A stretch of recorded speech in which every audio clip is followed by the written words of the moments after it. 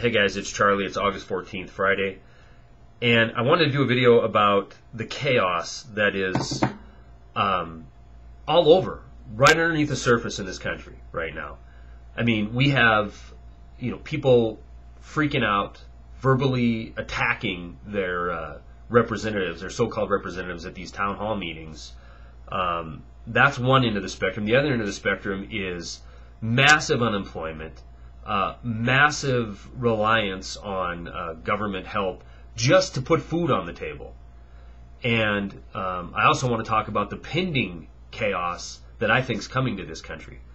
But before I do, I want to address a few comments I've gotten recently from some pretty long-term subscribers.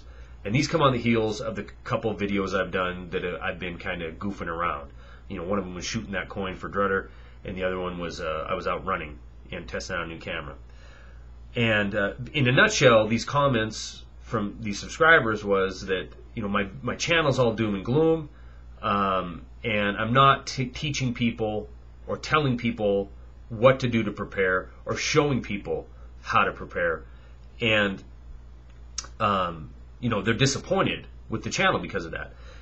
And my response to that is, this channel has never been about teaching people what to do to prepare, other than mentally preparing for the collapse that we're currently in, or showing people how to store food or guns and ammo or gold and silver. I touch on these subjects, but I don't make videos showing people how to do this, because I wouldn't do justice to all the good people on YouTube who are out there doing that. There's plenty of channels out there. You can just go through my subscription list and you'll see a lot of those channels.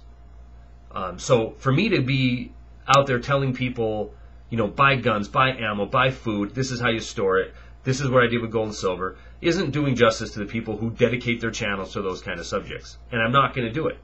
What I do, what I feel comfortable doing, and what I like doing is taking current events, both political and economic, and trying to decipher through the bullcrap of the mainstream media and present the facts of the story, and to show how that affects you and me, or to show how spin is being put on stories to lie to us.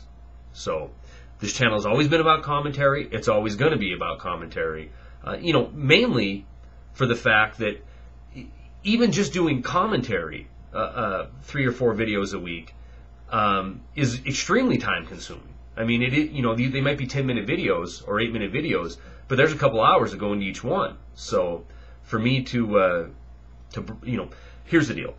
If you want to learn how to weave a hang glider out of willow branches, find a different channel. There's somebody out there doing it.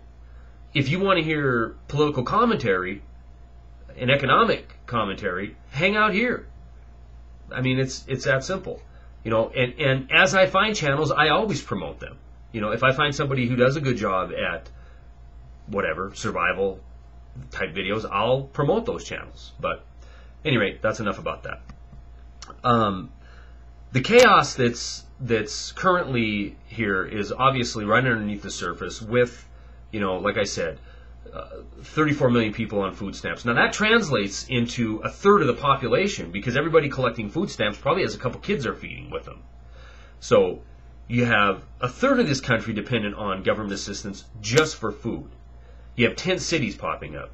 You have underemployed. You have unemployed. And now you have citizens who are freaking out because they're not being heard, so they're going to their representatives' town halls and verbally assaulting them. So we're seeing a little bit, but what's lying underneath is the whole financial system that's going to be in chaos soon. And I, like everybody else, watches and likes the Vision Victory channel, and he's getting attacked recently for his predictions on gold and silver.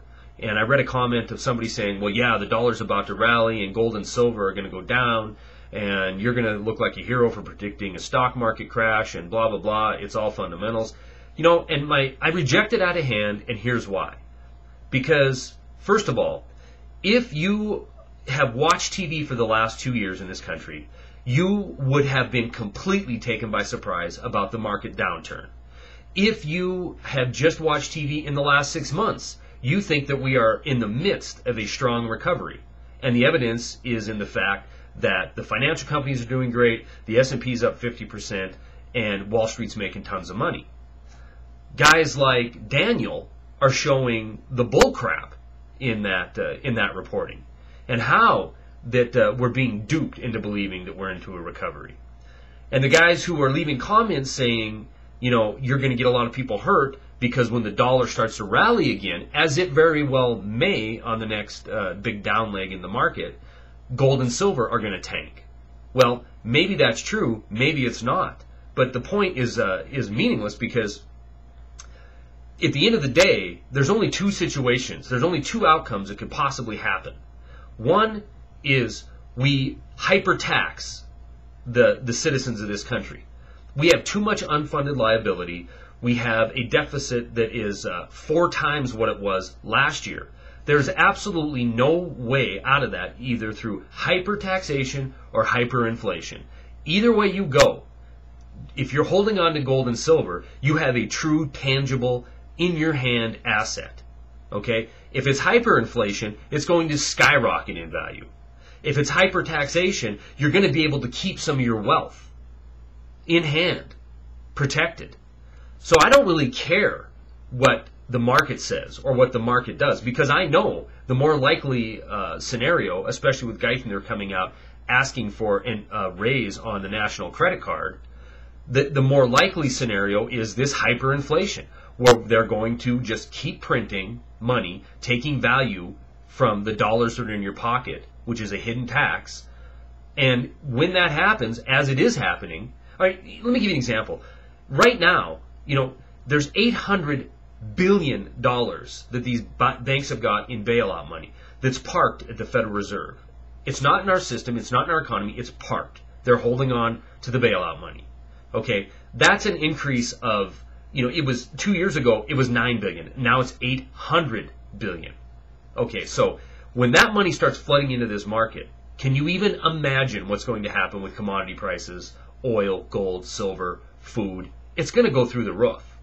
So if you want to play the trader game, then look at the charts.